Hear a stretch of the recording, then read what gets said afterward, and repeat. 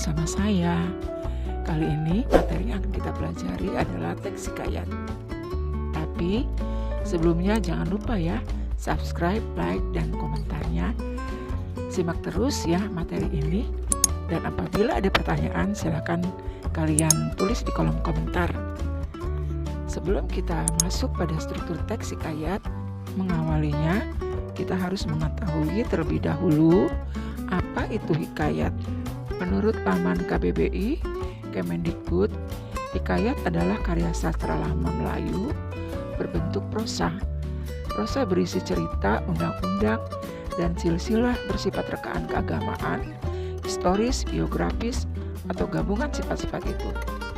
Prosa dibaca untuk pelipur lara, pembangkit semangat juang, atau sekedar untuk meramaikan pesta.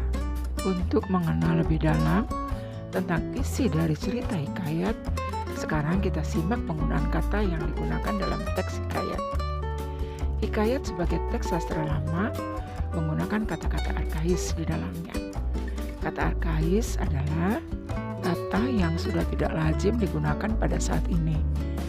Contoh kata-kata arkais yaitu syahdan, sebermula, hubaya, hatta, apatah, sahaja, dan berjaya. Kata-kata ini dapat Anda temukan pada teks hikayat berjudul Hikayat Saijaan dan Ikan Tondak. Sekarang kita simak bersama ya perbedaan hikayat dan cerita pendek atau cerpen. Hikayat adalah karya sastra lama, sedangkan cerpen merupakan karya sastra modern. Hikayat menceritakan kesaktian, keanehan, atau mukjizat tokohnya. Sementara cerpen ceritanya bebas, tergantung tema yang diasungnya. Kemudian hikayat itu tempat kejadian ceritanya di istana atau kerajaan. Sementara cerpen latarnya sangat bervariasi, baik tempat, waktu maupun suasananya. Hikayat terdiri dari beberapa tokoh yang saling berkaitan. Sementara cerpen biasanya hanya terdiri dari satu tokoh yang paling dominan. Hikayat bersifat statis karena isi ceritanya tidak mengalami perkembangan sesuai kemajuan zaman. Sementara cerpen ceritanya bersifat dinamis karena temanya cenderung variatif dan tidak terbatas pada latar belakang tertentu saja. Hikayat kerap menggunakan bahasa kelis atau arkais seperti hatta, syahdan, alkisah, dan lain-lain. Sedangkan cerpen menggunakan bahasa yang mudah dimengerti sesuai dengan tema cerpen. Untuk alur pada hikayat adalah alur maju. Tetapi alur pada cerpen lebih bervariatif. Artinya ada alur maju dan ada juga alur mundur. Selanjutnya, masih dalam materi hikayat, kita juga akan melihat nilai-nilai yang terkandung dalam hikayat. Nilai-nilai yang terkandung dalam karya sastra, termasuk hikayat, terdiri atas nilai pendidikan, nilai religius, nilai moral, nilai sosial, dan nilai budaya. Yang pertama, nilai pendidikan adalah nilai yang berkaitan dengan semangat atau kemauan seseorang untuk terus belajar secara sadar. Yang kedua, nilai religius merupakan nilai yang mengikat manusia dengan pencipta alam dan seisinya. Sementara yang ketiga, nilai moral merupakan suatu penggambaran tentang nilai-nilai kebenaran, kejujuran, dan ajaran kebaikan tertentu yang bersifat praktis. Yang keempat, nilai sosial.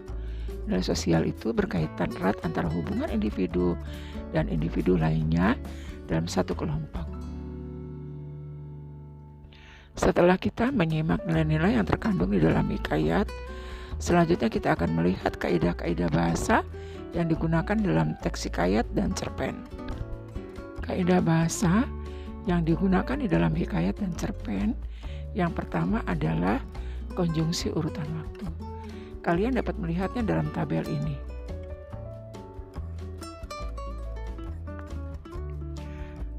Dan kalian juga dapat melihat contoh kalimat dengan konjungsi urutan waktu yang mengandung kata arkais yang terdapat dalam hikayat berjudul Hikayat Saijaan dan Ikan Tondak.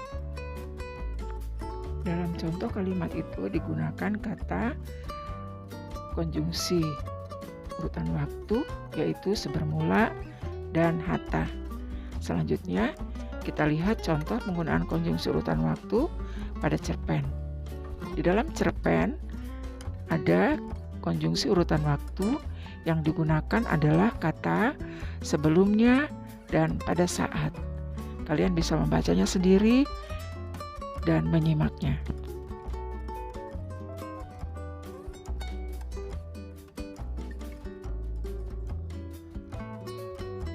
Setelah konjungsi urutan waktu, kaidah bahasa yang kedua yang digunakan dalam hikayat dan cerpen adalah penggunaan majas atau gaya bahasa. Majas atau gaya bahasa sangat erat kaitannya dengan cerita fiksi untuk menambah keindahan cara penyampaian cerita tersebut. Yang pertama adalah majas antonomasia. Majas antonomasia adalah majas yang menyebut seseorang berdasarkan ciri atau sifatnya yang menonjol. Yang kedua, majas personifikasi. Majas personifikasi adalah majas yang menyatakan benda mati sebagai sesuatu yang seolah-olah hidup layaknya manusia. Dan yang ketiga adalah majas metafora. Metafora adalah majas yang menggunakan kata pembanding untuk mewakili hal lain atau bukan yang sebenarnya, mulai dari bandingan benda fisik, sifat, ide, atau perbuatan lain. Yang keempat, majas simile adalah majas yang membandingkan suatu hal dengan hal lainnya menggunakan kata penghubung atau kata pembanding. Kata penghubung atau kata pembanding yang biasa digunakan antara lain seperti laksana, bak, dan bagaikan. Contoh dalam kalimat, kamu tidur seperti kerbau, canda ibunya. Majas yang kelima yang digunakan dalam cerpen dan hikayat adalah majas hiperbola. Hiperbola adalah gaya bahasa yang mengandung pernyataan dengan cara melebih-lebihkan sesuatu dari yang sebenarnya. Contoh, aku tak dapat berbicara, tanganku dingin bak es yang keluar dari freezer. Itulah materi tentang hikayat dan perbedaannya dengan cerpen. Selamat menyimak, semoga bermanfaat untuk Anda. Terima kasih.